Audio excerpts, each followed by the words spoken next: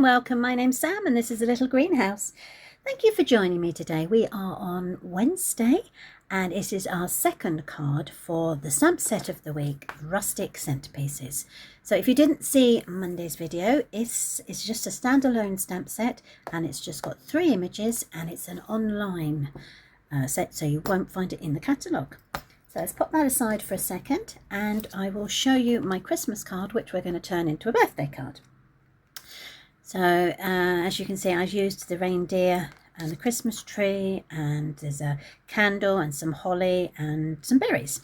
And I have used a bit of twine here, which I'm actually going to replace with a banner instead for our next card. So let me bring in the supplies. And I've got, whoa, she says, dropping it. So the first thing is I've got myself a embossing folder. Use any embossing folder that you've got in your stash that's appropriate to your image. So I had snow kind of effect here, so I'm using this one today with the sunflower. So I've gone for a leaf version of my embossing folder. Then I have, let's get this, so the first thing I've got is pecan pie. Now that measures 8 inches by 5 3/4, and I have scored it at the 4-inch line, and I've forgotten my bone folder, so we're going to use my finger, or if you want to, if you've got one, a block nearby, that works just as well. Okay, so that's that. Then I have a piece of darling duckling, which measures 3 3/4 by 5 1/2, and this is the one that will go through the embossing folder. So it will sit in the embossing folder like so. Okay. Then I have got a piece of designer series paper. So that is measuring 2 1/4 by 5 1/4. I have a piece of white cardstock to go inside, which measures 3 1/2. Is this a 3 1/2? Yeah, 3 1/2 by 5 1/4. So that's going to go inside. And then I have a piece of white for the outside, and that measures 3 inches by 4 3/4. Now, I don't know what's going on at the moment, but if you saw my video on Monday, you will notice that I pointed out that my computer closed itself down. Well, it's just done exactly the same today. There's obviously something about this week where the computer's just decided it's going to close itself down and reboot. So apologies. Right, so let's get our things together. So run this through the cut and emboss machine and it will come back looking like something like that. Okay, so that is going to go onto my card base like that. Do that in a second. So the next thing to do is to bring our focal image in. I'm going to stamp that up again in Early Espresso. I've just realised I haven't shown you my the sentiment strips, which we'll go over again in a minute. I've just seen them by my elbow. It's definitely going to be one of those days. So stamp it up, or ink it up even, and then pop it onto your base. Okay, so just straight down, hold it for a couple of seconds, and then bring it back up. Before you wash it off, a bit like we did on Monday, just stamp in the bottom right hand corner or anywhere on your inside layer, and that will go into there. In fact, let's do that while we're here. Let's save time. Okay, so I'm going to put my glue on the back so I can give it a little wriggle. My computer must just be overheating.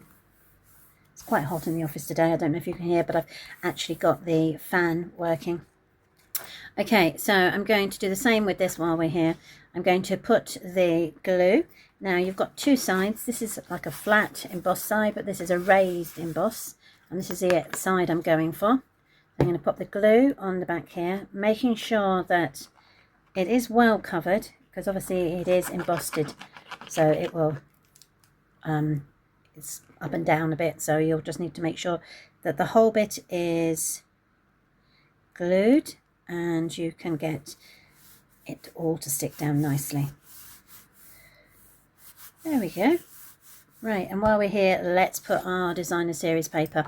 So this designer series paper that I am using is the Floral Impressions designer series paper, and I thought it went so well with the fact that I was using sunflowers for my focal image. So I'm going to glue that down. There we go. I'm going to make sure that there's a small border to the right and top, and so top and bottom like so. All right, and then now we can go back to our focal image. Put that aside. Right, so here it is. Seems to got that on the tilt a bit, but I will sort that out in a second. Right, so I am using quite a few colours, so let's bring in what I've got. So I am using, so this is Light and Dark Darling Duckling, and that is going on my sunflowers, like so. Now I've chosen to leave the centres of my sunflowers empty because obviously, well not obviously, it's been stamped in brown, so I don't really need to do the imaging. I have colour the imaging. I have got light and dark old olive for the leaves. There we are. That will go on all the leaves. I have light and dark Misty Moonlight, and that I'm using on my vase or jug for the flowers.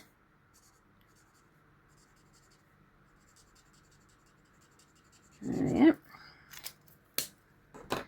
I have got Strawberry Slush for my apples. Now over here in England we have something called a Pink Lady, which is an apple, so I thought this would work quite well, so I'm using the dark around here for the shading on my apple, and then I'm going to go over it. I'm going to use the dark old olive to colour in the stem, which is there, and then I will go over the rest of the whole of the apple with my light Strawberry Slush.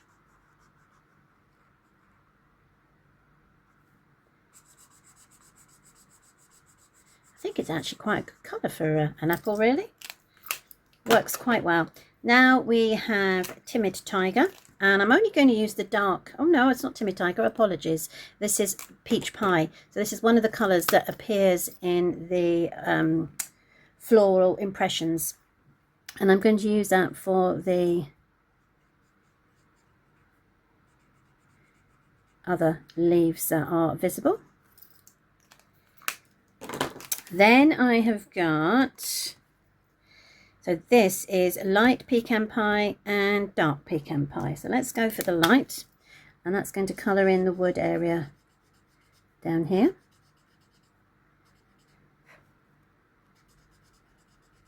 So all the colours I am using today you can find in the Floral Impressions, and that's literally why I've used those colours. And then I have got dark crumb cake, and I'm going to use the pointed bit, and I'm just going to highlight around the tree base, or the slice of wood base, just so that the actual image looks like it's sitting on something, it's not just floating in the air. Now once you've coloured it all in, it's going to look like this. While I'm here, I will grab my piece of Granny Apple Green, which measures 3 3/4 by 3 inches, and my white piece of cardstock, which measures 1/2 inch by 2 3/4, and that is for my sentiment. So let's do that. Again, I'm going to bring in the early espresso. Let's stamp it down, make sure I've got it. Yep, I'm happy with that. Stamp it again. And then, okay, I can go straight down and straight up. Lovely. That can now be glued down. I knew there was going to be a part of this video where the glue decided it wasn't. Oh, there we are. I'm just going to do the normal of running out. But it's there. There we go. So I'm just going to tag that around. Now, this we can put onto dimensionals. So get my dimensional pot. Bring out my dimensionals. Get that one there. Okay. I'm just going to put one on each corner.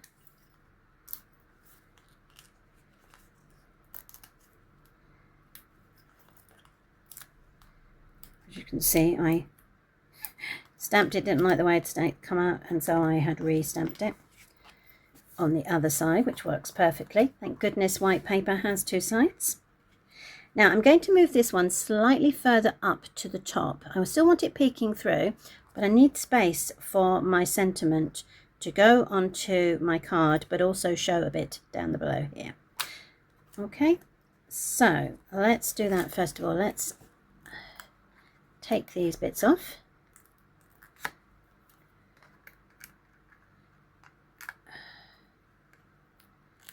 So it's a good use of little pieces of designer series paper that you might have floating around, just to add a boost of colour to your card. Let's do that.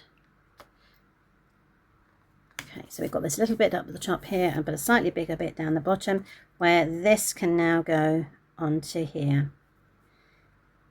Now it is the same size as this piece of paper. So what I'm going to do is I'm actually going to glue it, because there isn't enough space here for it to be dimensional on it. So I'm just going to glue that bit there and let it sit on top of my image. So let's pop that there to there, and you've got your, slide it up a bit more. So I've got my designer series paper peeking at the bottom here, and also peeking at the top there, and then you've got your inside layer as well. So as you can see, it works as a birthday card and a Christmas card, whichever you prefer. So thank you ever so much for joining me today. I hope you like these designs. Join me on Friday. We have a funky fold, which I'm hoping you will love. I know I do. So I look forward to catching up with you then. Thank you for joining me today. Take care. Bye.